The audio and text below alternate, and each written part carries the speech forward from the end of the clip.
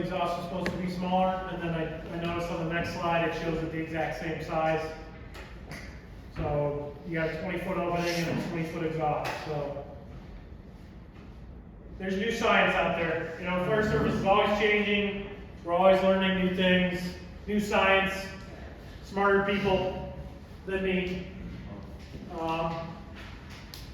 So this is a good little tactical diagram here. So let's say, you know, we got our intake here, we got our exhaust, probably a window, maybe a door. But in my experience, you know, you're going to get a better positive pressure attack if, you know, if these windows are open, maybe go shut them real quick so you create that positive pressure. Maybe shut a couple of these doors if, you know, if these doors aren't involved and there's no smoke in those doors or those rooms. Maybe shut it, you know, so you get a little better pressure. Does that sound right, about right to you, Tom? Yes, I was just looking at this because I know you had 4 of these pictures in your homework, and I'm just trying to figure out. So what? I don't know what the blue is, you know, because this is showing a door. I'm assuming, or is that just a measurement? Because this is pushing out here. So I mean, I'm assuming the other doors should be closed. Obviously. So there's, again, when you draw cartoons, and this student loves cartoons, when you draw cartoons, sometimes you miss some very important things. If you are going to do positive pressure, you have to have an inlet and an exhaust. Okay? And as close as you can make sure that they are in line with each other, the better. Don't do it that window and that door if the fire's over here. Do this window and this door. It makes more sense. Yeah, you want to go like Alpha and Charlie, like across from each other, if you can. So I think this cartoon is just showing sizes to give you some rough approximation. Yeah, it's weird because I mean, But it's a little confusing. there's no doors that are maybe 18 feet, but it is what it is. So just to reiterate, I spoke wrong. So that exhaust opening, you know, per IFSTA these days, they want it to be bigger. How much bigger than the inlet? At least as big. At least as big, and if not bigger. So I steered you wrong on that. No, we got it. We're good. And again, to me, in my mind, I think smaller, so it creates more pressure. But it's just smarter than me, so we're gonna go with this. There's a ton of research on this. Look under wind-driven fires, and you will find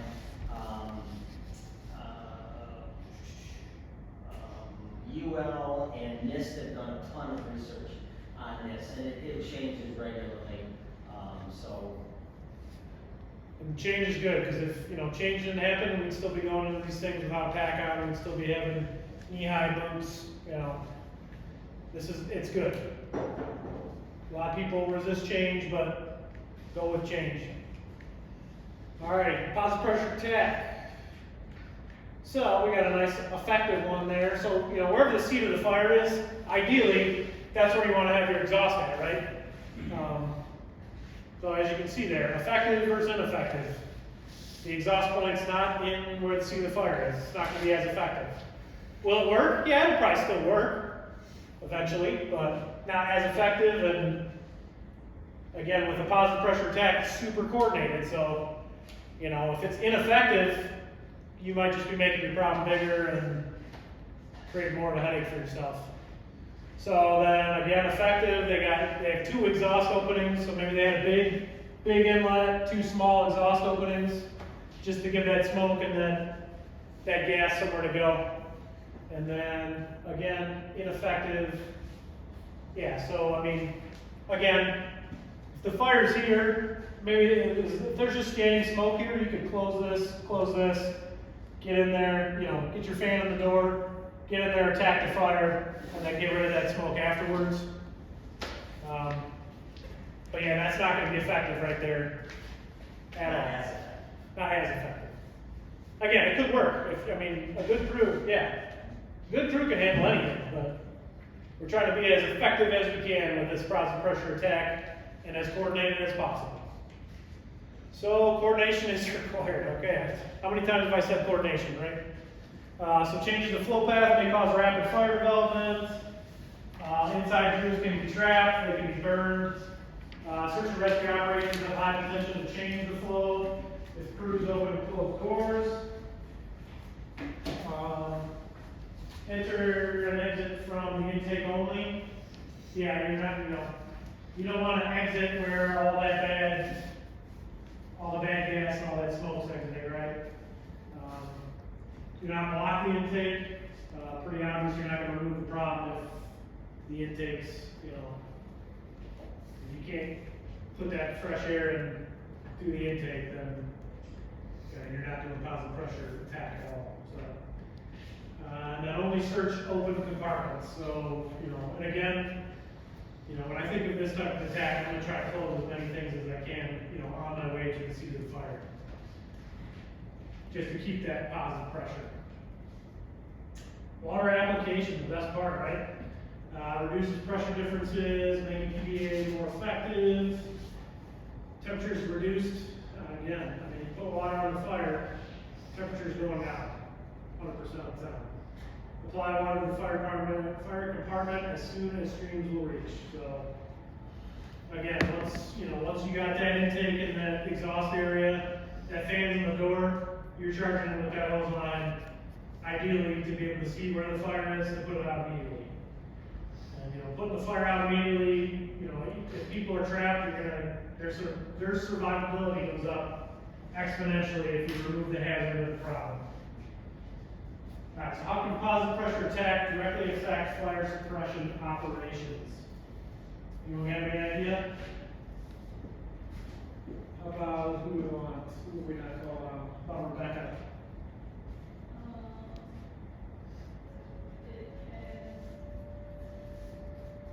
How can positive pressure attack directly affect fire suppression operations?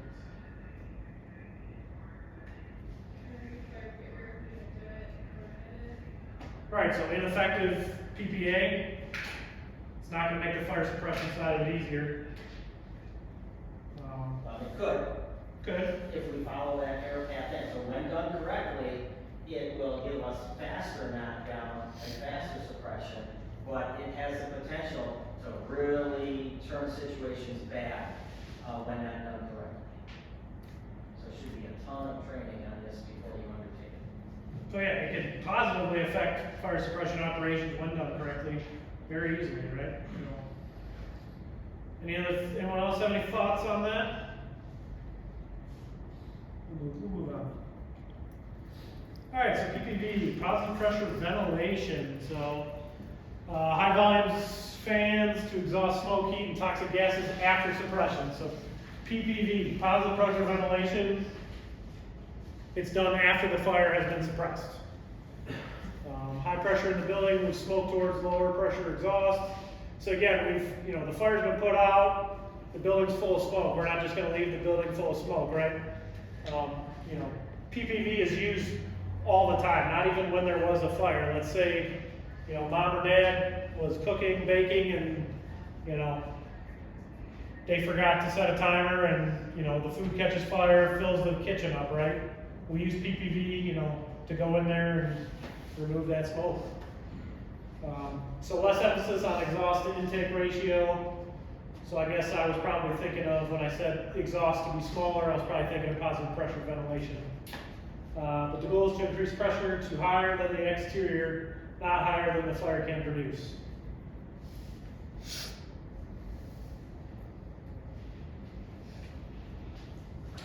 So here's a little diagram again. They love the pictures here. Again, what they're showing is make sure that that PPV fan completely covers the inlet. Because if not, it will just go in part way and then it'll pop back out through any openings that you haven't covered. So unless you push it in, like I can sit here and blow and hold a balloon 2 feet from my mouth, but it's not gonna go in and fill the balloon. It's got too many other places where it can go, and that's a lot of work. So it's not gonna do that unless you force it to do it. So you've got to make sure that cone completely covers it. So that means you're gonna start it and not keep it at top RPM. You're just gonna have it running, idling, and then you're gonna take your hand and you're gonna go up to the door, and you're gonna feel all the way up one side, across the top, and down the other side. Make sure you're feeling air.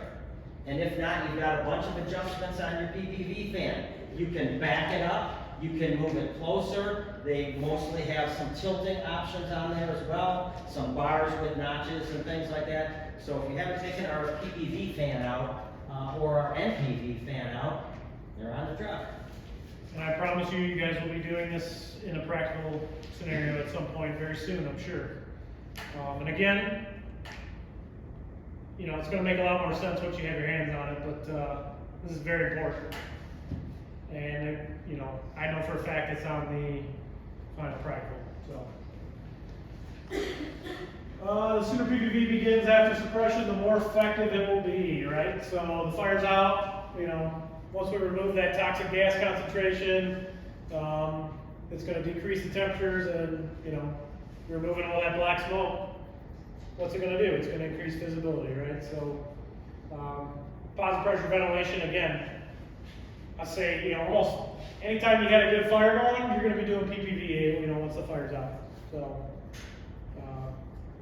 and again, you know, mom, dad, grandma smokes out the kitchen, you know, they call 911, you know, we use PPV all the time for that scenario, so. It may hide fire extension while fans are running. So again, you know, very coordinated thing we do. Fire extension, you know, we're gonna be using our tick, making sure behind the walls there's no fire. Because again, what's air gonna do to our fire if there's still fire?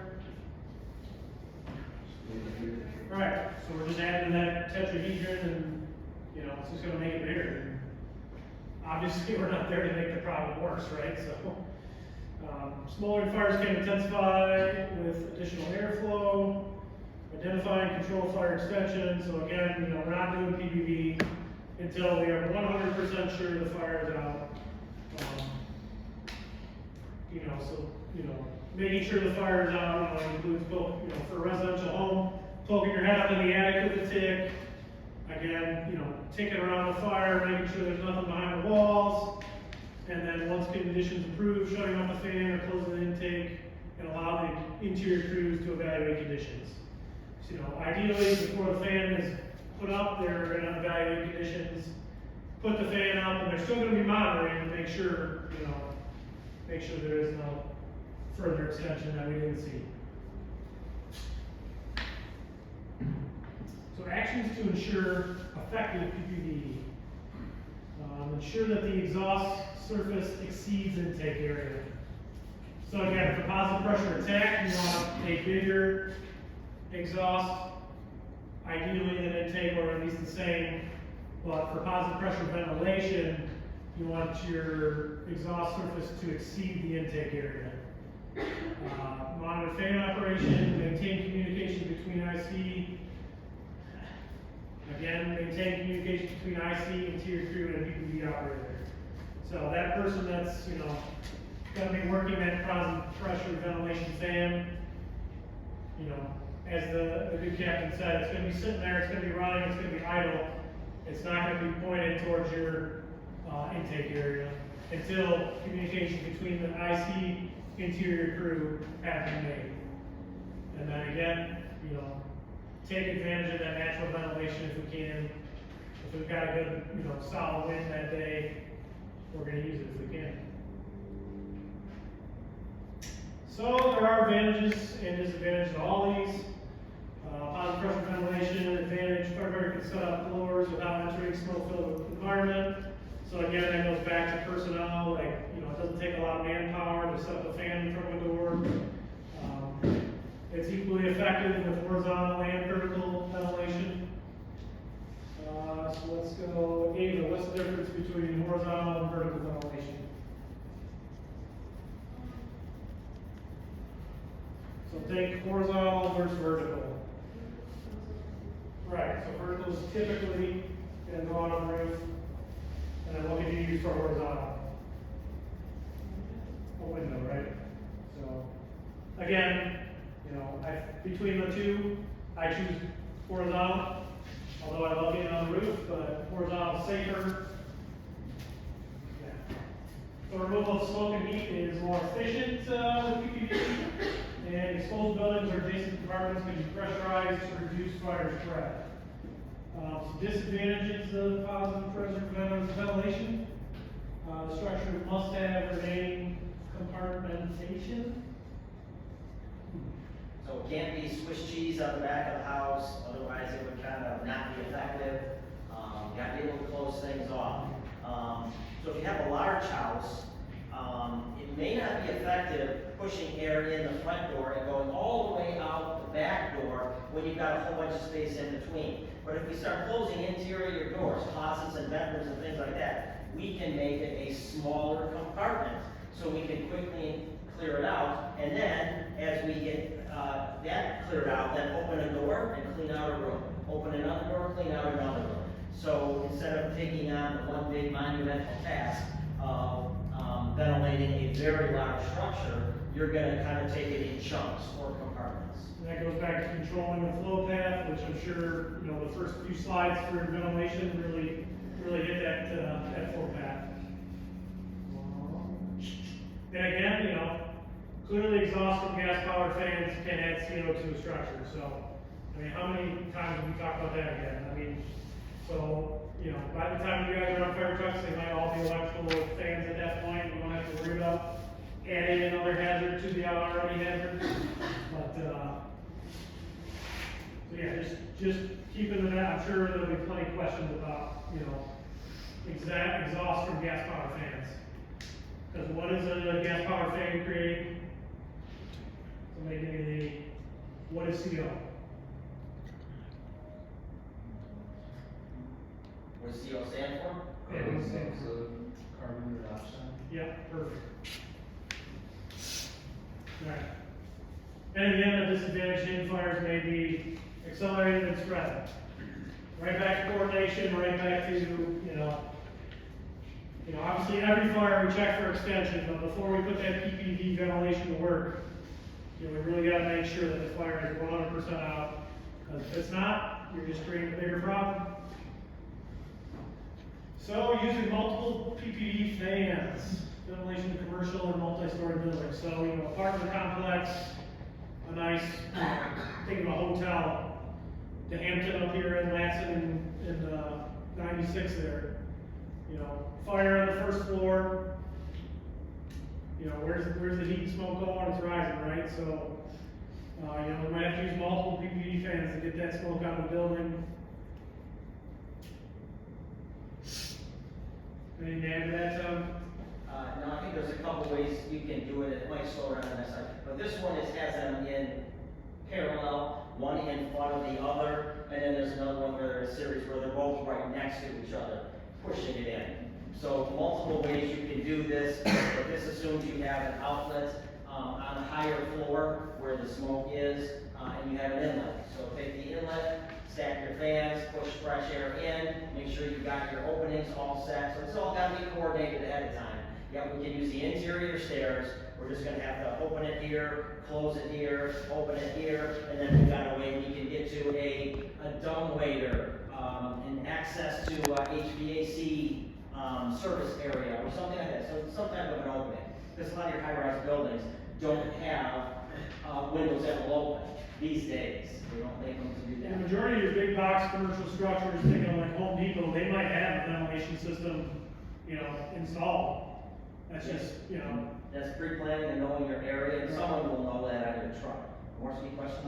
So like in a commercial building, if it's like a single story building, would you like put a fan in the front, a PPV in the front door and like open up two side doors and leave the back door open for?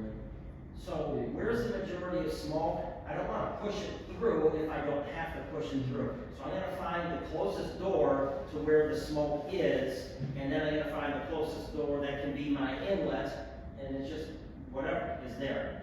Sometimes the wind might help me decide what's gonna be my inlet. Sometimes the proximity, how close it is gonna help me decide what my inlet is. But you gotta take all that into consideration to figure that out. And that's what we're doing here. This isn't PPA, this is PPV. Positive pressure attack has to be a little bit more fast and a little more coordinated. PPV, the fire should get out. And again, like, you know, majority of the new commercial structures, like the single story commercial structures like Home Depot, they put ventilation systems up on the roof. So, you know, the fire's out, there wasn't a large fire, you can use those to your advantage.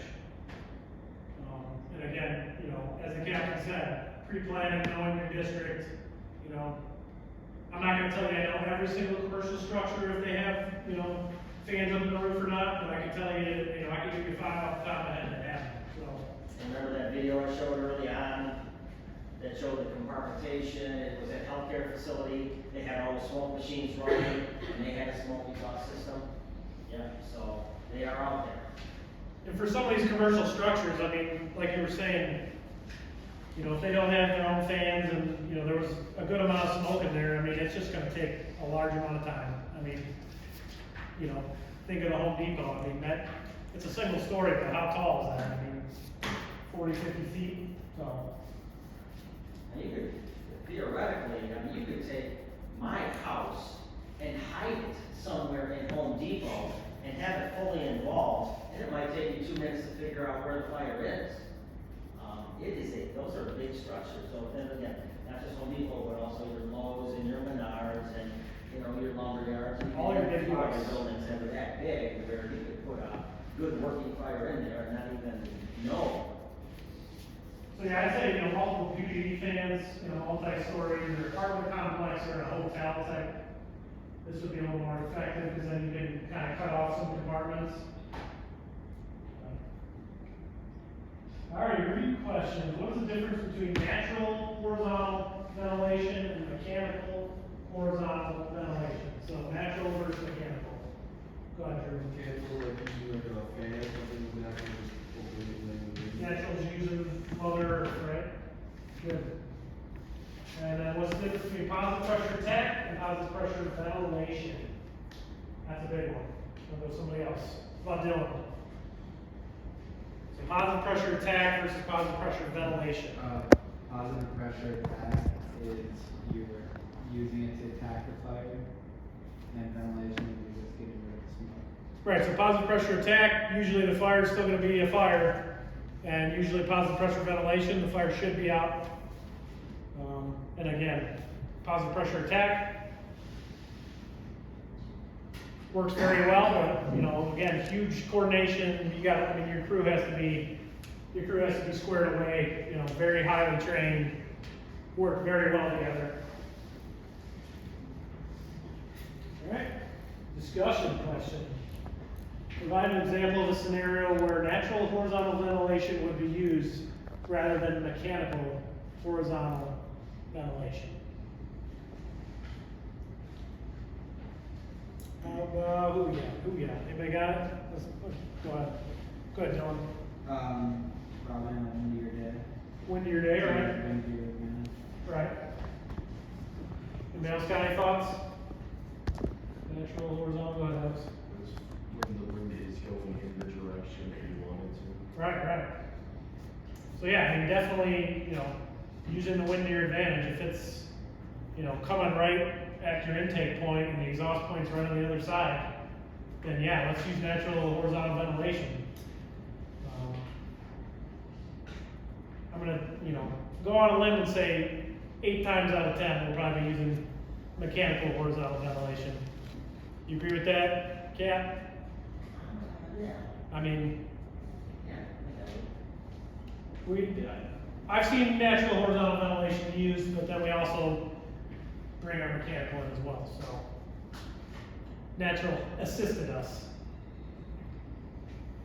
All right, hydraulic ventilation. Before we read all that, what's hydraulic ventilation? What do you use for hydraulic ventilation? Go ahead. Your hose. Hose line, right? So. What does hydraulic mean? Go ahead. Liquid. Parker, what do you got? Anything that transfers power through fluid. Okay. There you go. I It's like like it. fluid, it doesn't have to be water when we think of it, but when we think of hydraulics, I just want you to know again for your own life, if someone says, you know, give me the hydraulic tools on the vehicle, that's gonna be the spreaders, the cutters, the ram, because it's hydraulic oil. Or if you're at home and someone says, I'm gonna lift this car up, I'm gonna use a hydraulic jack, the jack that you have underneath your car that you lift up using the, you know, that motion, it pushes fluid into the cylinder and lifts up the car down. So hydraulic just means, you know, exactly what you said. One more time, Parker, we had it perfect. I said anything that transfers power through fluid. There you go. Like, Yeah, that's good. I couldn't have said it that well. Yeah. I would fumble through saying that, but, all right, so maybe use where other types of forced ventilation are unavailable. So I mean, hey, you got, you put the fire out, you got the nozzle in the room already. If the smoke and if all the problems controlled to that, that one room, why not use the tool we already have in our hand, right? It can be used to clear a room or building with smoke, heat, steam, and gases after the fire has been controlled. So again, if you're in a room and there's a fire above your head, you're not gonna be blowing water out the window. Not a good look, right? But, once the fire's out, we can use it to get all that bad stuff out of there. I use a spray stream from a fog nozzle to entertain the smoke and gas and carry them out of the structure. So what kind of nozzle would we not be able to do this with? As effective. As effectively, you could, yes. And we really didn't get too much into nozzles. Oh, yeah, okay, never mind. Hoses next, then we get into that. So ideally, you'd want to use a fog stream, a combination nozzle that could go to fog and straight stream. We played with them a couple times, we had hoses on there, but there are other types of nozzles out there that we have. So, it requires the firefighters to operate the nozzle in a contaminated atmosphere. So you're in a contaminated atmosphere, what are you gonna have on? Right. So the fire's out, hey, we still have your pack on, right? Because there's free. So, we're gonna get our fog stream nozzle to go wide enough to fog pattern to cover the exhaust opening. And then, you guys are probably, you guys end up doing this at some point? It depends if we get it You get structured. structured out, okay. It's a lot more We clear. will use it in Okay. our prop, but we won't have smoke in it, obviously, it's just Right. gonna be a window prop. So it is very effective and, It does a good job. does a good job. I mean, like, once you get that fog pattern open enough to where you're covering, if this, I'm sure I'll go into it here in a second, but like cover 90% of that exhaust opening. They don't do that anymore. Oh, they don't? They got rid of it. It just says exactly what's in it. Okay. Wide enough to cover the opening. So you Yeah, know, there used to be your another fog pattern associated is with it. adjustable, right? You can grab it, go left and right, and make it wider or narrower. So that's all we want you to do, is get close enough to cover the majority of that window. And let me just hit a pet peeve of mine real quick. I hate getting out of my fire truck in the morning. I want all those nozzles to be a straight stream. Because you don't want to open it up and it's a fog. Are you using your fog stream for something like this? You're using your fog stream for overhaul, but you want to fight fire with a straight stream. Again, that's a little soapbox I have. But. So smoke is drawn or pulled out. Once you get a good cover on that exhaust opening, you're just going to start seeing that smoke be pulled out. And it's because of that pressure change. So some disadvantages. Water damage may increase if done incorrectly. So, again, we're trying to conserve property, right? So once the fire's out, we don't just start firing water at nothing for no reason, right? It might deplete your water supply. So you're out, for Brighton, out here in Brighton Township, obviously we have no hydrants. So, water is sometimes scarce, sometimes limited. So, Could be a precious commodity at times. Yes. Unlike, in Wayne County where I was, it was just gonna go to the rent and stick it on the ground. You got all the water in the world. Here, that is not the case. yes. Okay, and what do we have, 5 months out of the year? The next one, ice. So if we stick it out a window and we throw water, what are we doing?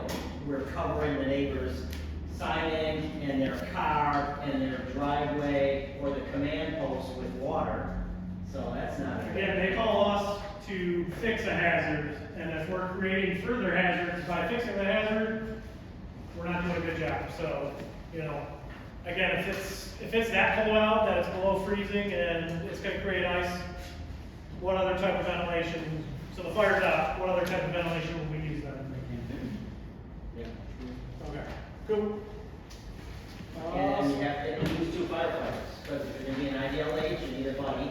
So 2 firefighters are lost, but they have to be in that ideal age. All right, Manila, South Florida, you have to head on out.